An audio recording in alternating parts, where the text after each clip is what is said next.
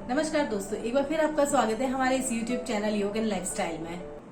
दोस्तों, पिछले वीडियो में हमने ये प्रश्न किया था कि आखिर इस भौतिक जगत, इस मटेरियल वर्ल्ड को दुखालय क्यों कहा गया है।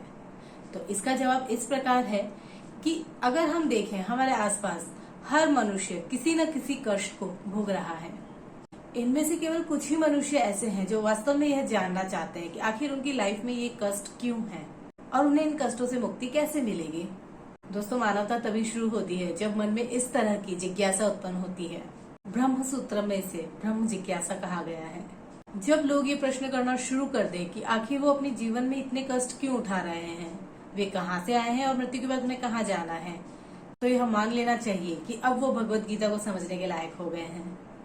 भगवत गीता को समझने के लिए एक और क्वालिटी भी होनी चाहिए, अर्जुन के जैसा भक्ति भाव और विश्वास। जैसा कि भगवान अर्जुन से कहते हैं कि मैं तुम्हें यह परम रहस्य गीता का ज्ञान इसीलिए प्रदान कर रहा हूँ क्योंकि तुम मेरे भक्त हो और मित्र हो। और वहीं गीता के उपदेश के उपरांत अर्जुन भगवान से कहते हैं, हे कृष्ण, आपने जो कुछ कहा उसे मैं पूर्ण रूप से सत्य मानता हूँ।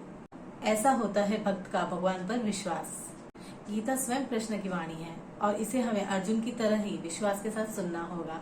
जब हम भक्ति भाव में एंटर करते हैं तो हमारा सीधा कनेक्शन भगवान से हो जाता है। वैसे तो हर जीव का कनेक्शन भगवान से होता ही है, लेकिन भक्ति भाव से ये कनेक्शन जागृत होता है, ये संबंध जागृत होता है। मनुष्य तो अपनी परेशानियों में फंसा ही रहता है, लेकिन मनुष्य को भौतिक संसार के अज्ञान से उबारना यही गीता का परम उद्देश्य है।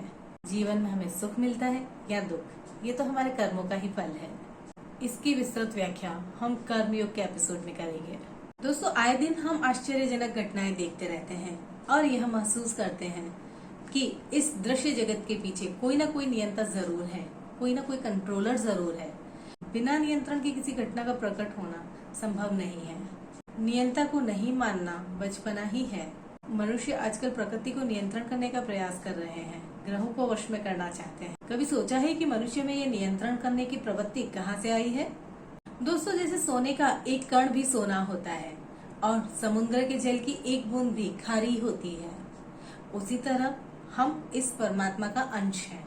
और जहाँ परमात्मा इस दृश्य और अदृश्य जगत को नियंत्रित करते हैं, यही नियंत्रण करने की प्रवृत्ति हर मनुष्य में भी आंशिक रूप से पाई जाती है। वैसे ही हम भगवान का अंश होने के कारण सूक्ष्म मात्रा में परमेश्वर के सभी गुणों से युक्त होते हैं और इसीलिए हम में भी नियंत्रण रखने की प्रवृत्ति होती है, क्योंकि यह भगवान में भी है। परमेश्वर की शक्तियाँ तो विविध है और असंख्य है, जो हमारी बुद्धि से भी परे है। हमारी इंद्रियां तो इतनी अपूर्ण है कि इन्हीं आंखों से रोशनी में तो हमें दिखाई देता है, लेकिन अंधेरा होते ही हमें दिखाई तक नहीं पड़ता। इनफैक्ट दीवार के उस तरफ का भी हमें न तो दिखाई पड़ता है न तो सुनाई देता है।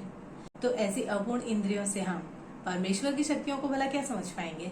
हम बद्ध जीव तो इन भौतिक कार्यों के विषय में सोचने में इतने मग्न है कि हमने तो भगवान के साथ अपने शाश्वत संबंध तक को भुला दिया है। हम मनुष्यों ने चंद्रमा तक पहुंचने के लिए तो कठिन संघर्ष किए हैं, लेकिन अपनी आध्यात्मिक उन्नति के लिए कठिन प्रयास नहीं किए हैं।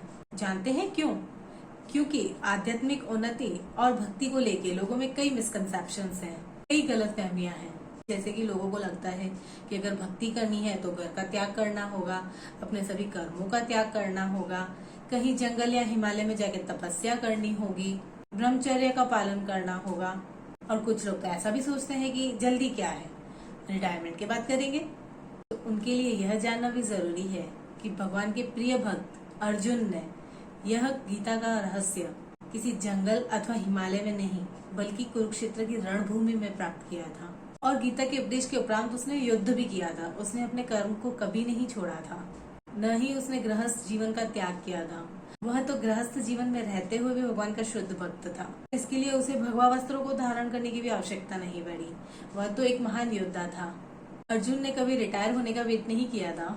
और अगर रिटायरमेंट की बात की जाए तो आप ही बताइए, मुरझाए हुए फूलों को भगवान को अर्पित करना क्या उचित होगा? अगर आपके पास इस प्रश्न का जवाब है तो हमें कमेंट सेक्शन में लिखकर जरूर बताएं। इस वीडियो को लाइक करना ना भूलें और हमारे साथ बने रहने के लिए चैनल को सब्सक्राइब जरूर करें। आज के लिए इतना ही, विदा लेंगे, फिर मिलेंगे जल्द। अभी के लिए नमस्कार।